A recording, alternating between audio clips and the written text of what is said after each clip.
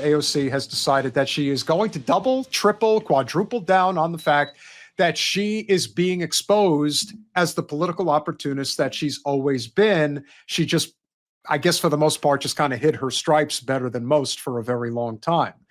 And this should come as no surprise to anybody, but she did respond on social media, which she often does. And this is what she had to say.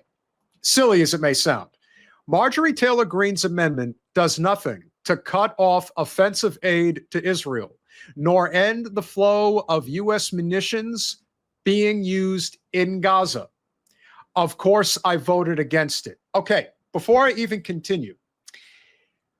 So what you're saying, Alex, is that you were smarter than Rashida Tlaib, who has actual family in Gaza that's been mass murdered, and decided to vote with Marjorie and Thomas Massie.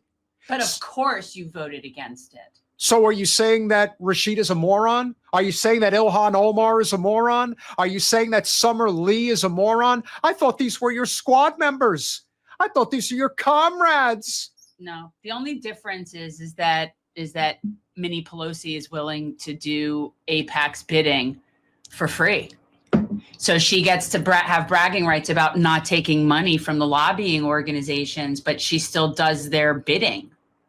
It's really gross. I guess she's just a lot cheaper to buy than other people that are on the AIPAC dole. She just does it for free. Yeah, and I think her response to this is also one of sensitivity, maybe. She doesn't like being defied, and we'll get to why she decided to put this message out there in a minute. What it does do is cut off defensive Iron Dome capacities while allowing the actual bombs killing Palestinians to continue. Why would we want to defend the Iron Dome?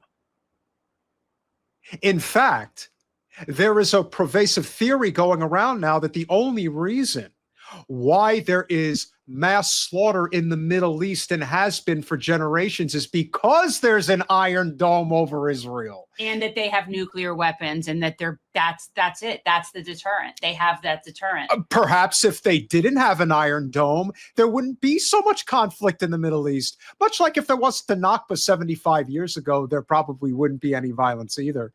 You know, nothing out of the ordinary, of course. But revisionist history is always the name of the game. And for her to go 0 for 2 in her statement is not quite surprising to me, as far as I can see. No, I think it's pretty telling. No, she's a farce.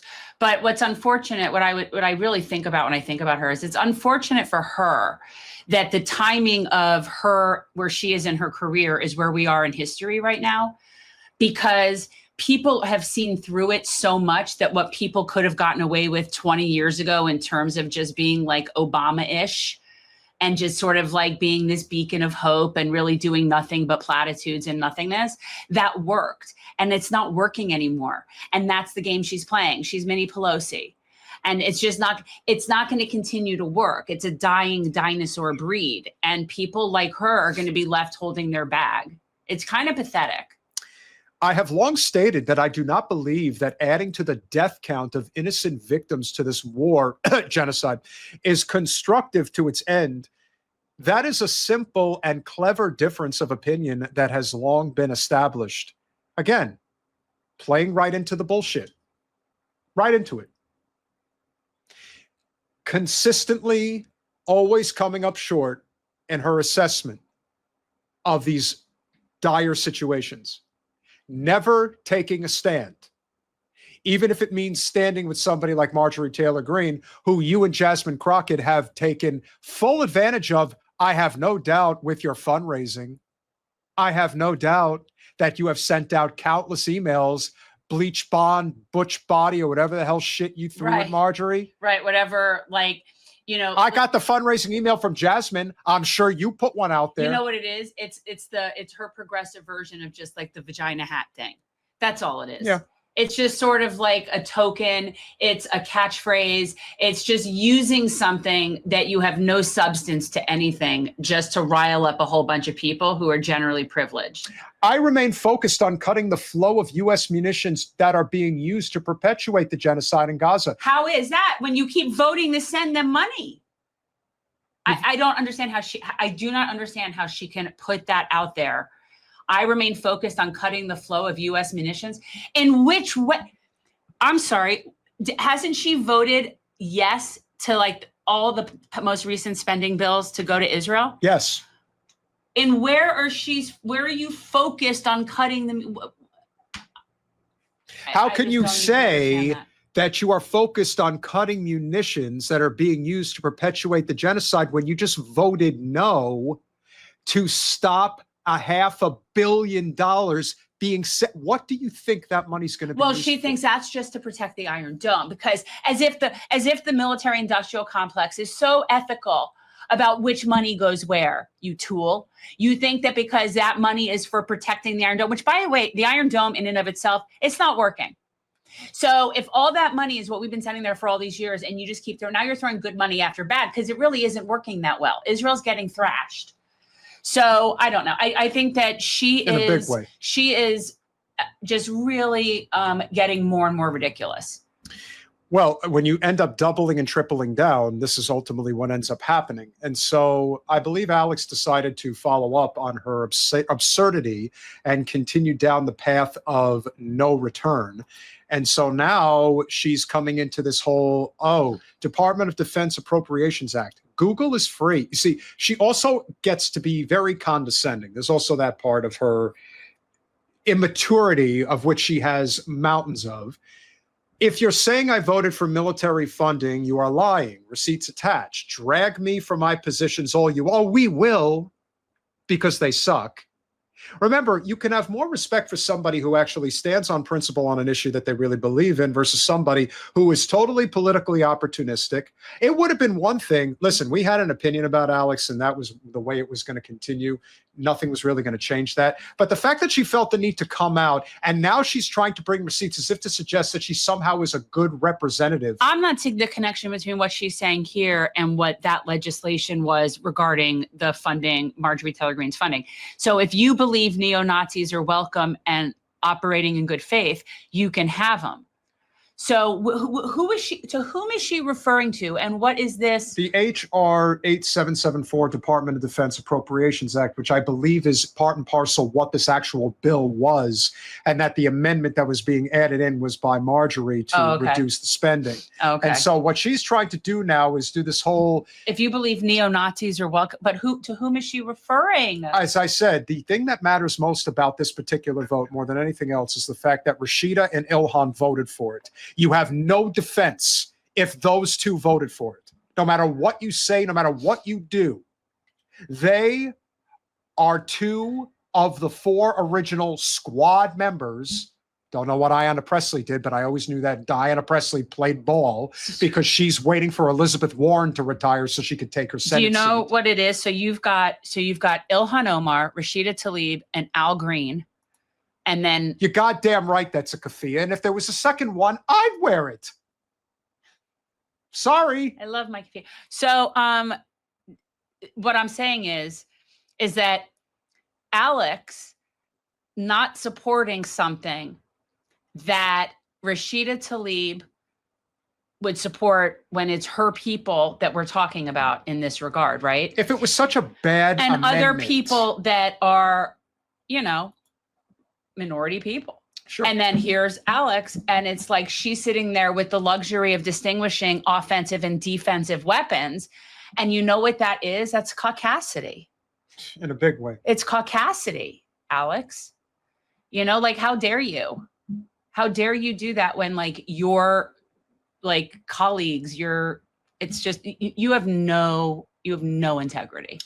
You have no integrity whatsoever. And evidently people are not very happy about the fact that Alex's office in the Bronx got doused with red paint and was calling her. Colin, could you please pull up the Instagram post? They were calling her, a sellout and all that. Guys, we have 120 people watching. We only have 77 likes so far. Make sure you smash that like button, please. Okay. Very, very important if you could. So I believe this is the post. AOC's office vandalized overnight. Following Rep. AOC's backlash and controversial refusal to vote yes on MTG's amendment that would stop military aid for Israel's Iron Dome, Bronx constituents have appeared to vandalize her Bronx campaign office. Images of the actual act were submitted anonymously on X. User Decolonize This. Interesting. Along with a note that allegedly reads, "The Bronx is sick and tired of people like AOC and Richie Torres." Well, let me tell you something, Alex. You've sunk really low when you now are being associated with Richie fucking Torres. You might as well be associated with Debbie. Well, that's why I'm saying the only difference is he gets money for his AIPAC stance. She's doing it for free. Yeah, that is a perfect shot. I mean, right when the paint's going to splatter. I mean, and they got her right on the face. And the irony of it all is, look at the name that is above Alex's head. If you think that there isn't a connection with the people doing this that are basically trying to warn Zoran not to go down this path, I don't know what is. It couldn't be more clear from where I stand that that's what this message is what the message that they're trying to convey is.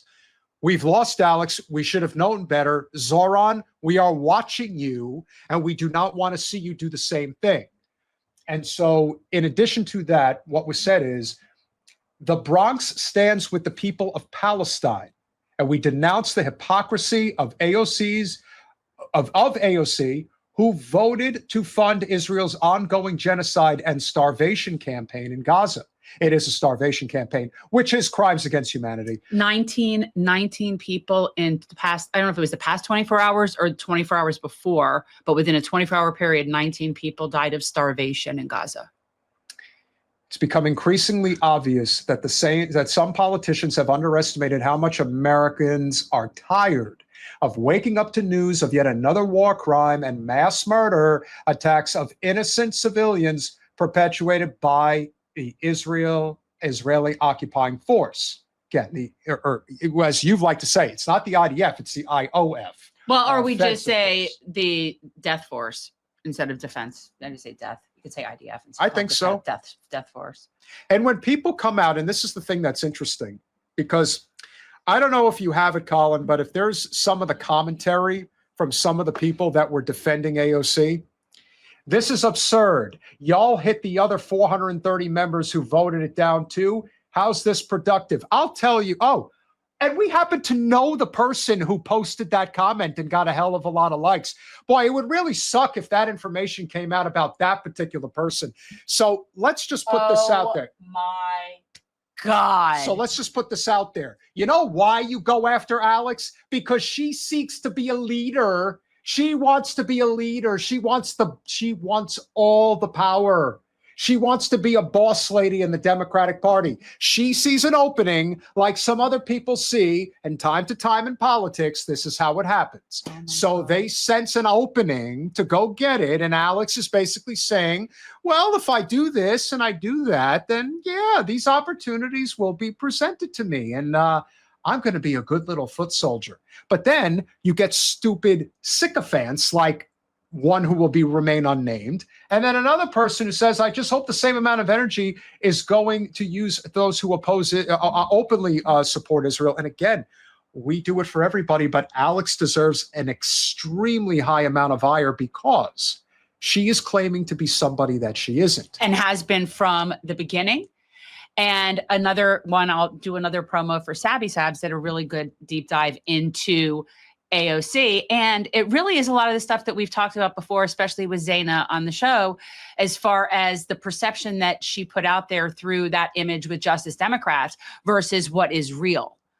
And those are very different things. So, you know, for her to say something like she would be willing to be a one-term representative when now you can look at things in her past that indicate that, no, she was always in it for a career because she left out the fact that she interned for Kennedy out of her resume. So, you know, there were just a lot of things that she did that was misleading. So it is different. And she held herself out to be some sort of like, we're bringing the ruckus. You've brought nothing. You've brought yourself to the Met Gala in a stupid ass dress. That's what you've brought. You know, there was an image that I sent Jen earlier today that I could send you now, Colin, that I think perfectly captures where AOC is at this point and who she really is.